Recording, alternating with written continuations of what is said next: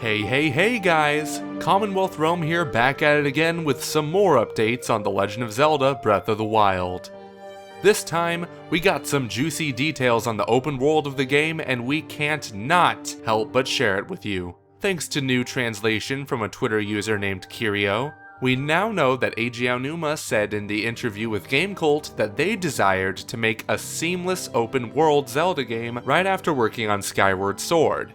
Emphasis on the word seamless, because it has now been confirmed that the open world itself will have no loading screens whatsoever. We reckoned that the Wii U had the power we needed to create a satisfying open world, one that would allow players to visit the entire world with no loading times. Everything stemmed from that intention. Now obviously this doesn't mean that the game will be completely devoid of loading screens. There will still be some when you die and when you enter shrines. Although we don't know if that will be the case when entering buildings inside of settlements. In previous Zelda games, there would be loading between areas due to system limitations. Now it looks like we'll have a seamless adventure similar to that of the original game on the NES, thanks to the horsepower of the Wii U and Nintendo Switch. He also explained that the main goal behind Breath of the Wild's open world was the feeling of curiosity that comes from exploring a vast space. I believe there are two ways for you to get lost in a game, because you don't know where to go, or because you feel like checking out other places out of curiosity.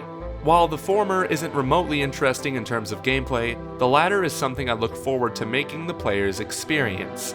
In fact, that's why the game mechanics encourage you to explore. On a personal note, one of my friends came up to me the other day saying that he was worried about how the environment in the game looked empty. I understood this concern because that was something we were all wondering when we saw the game played at the Game Awards way back in 2014. I explained to him the same thing Aonuma said in the interview, where the game is mostly about exploring and finding items that will aid you in your quest to defeat Calamity Ganon. Oh, and did we mention there were no loading screens in the open world? He was also asked if he'd ever played Dark Souls, considering the creator Hidetaka Miyazaki is a huge fan of Zelda and it shows in his games. I apologize, because I've never played Dark Souls so I can't really compare, but it's true that one of the qualities of the Zelda series is to offer an increasing level of challenge as you progress in the adventure. The goal is to have Link win new abilities as the player gets more skillful, so I suppose a Zelda with extremely rigorous fights would maybe result in Dark Souls. Did somebody say rigorous fights? As we were talking, Mr. Miyamoto found the right words by saying that the essence of The Legend of Zelda is an environment where Link evolves and gains power, which the players will directly feel through the actions they can take as the story goes on.